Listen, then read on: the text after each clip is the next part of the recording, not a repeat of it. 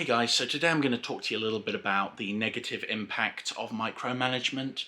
This is something I really don't like in business, and it's something I have to deal with a lot. And at the end, I'm going to tell you how to deal with little problems that your staff are creating in a way which is not going to have a negative impact on them. So hopefully this will help you. So first of all, it is never good to have management nitpicking staff, looking at all of the different problems that they're creating and issues.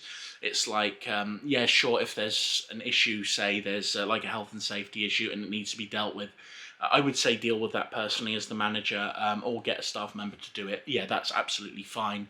Usually best to get a staff member who is reliable, who you get along well with, to do that. If you have to get anyone to do it at all, that's a great way to do it. But when it comes down to it, there are many problems that micromanagement can create. So when it comes to your staff, it's going to make them feel like you don't trust them. It's going to create animosity towards you. It's going to stifle their productivity, their creativity, and their ability to do their job. They'll kind of retreat into themselves, and that is really not good. And it can lead to a really hostile work environment. You may find after a while that staff members will be leaving your company very quickly after joining, or maybe they'll stay for a little while, but then they'll leave. And this can be really bothersome for your other staff as well, because your other staff are getting used to these new people, and they have to get used to new people, all their quirks, all of their things, and they have to train them constantly, and that's going to use up your staff time, so you're going to have very poor workflow with that. So when it comes down to it, it is much better to deal with it in a very easy way. But it can also, when it comes to like hiring on new staff and everything, if they come into an environment where everyone's stressed as well, that's going to create problems, so it's not worth it. Anyway, how do we deal with this? Let's say there is a staff member, there are a lot of problems that need to be worked through and dealt with this particular staff member.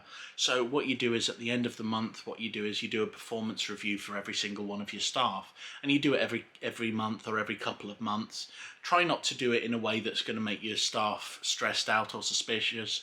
And the best way to do it is to start off by giving all of these positive things that you've noticed from people. And you will see positives from even the worst staff that you've got. So what you do is you start off with 5 to 10 things that are really positive, and then you just say, well, there are 1 or 2 things I'd like you to really work on over the next month, if you could. And that's really good, because the thing is, they're hearing a lot of positive feedback, so they'll probably try to work on these negative things. And if they really don't work on those things, you can bring them up in the next review and say, look, this is really important that you deal with it. And it's not going to feel like you're nagging, because there's a significant amount of space in between those times. Now, the important thing is that you do this for all staff, even the ones that are performing at the top level. And when it comes to the ones who are performing at the top level, they probably don't make any mistakes. You don't need to add any mistakes, just to, try and balance things out.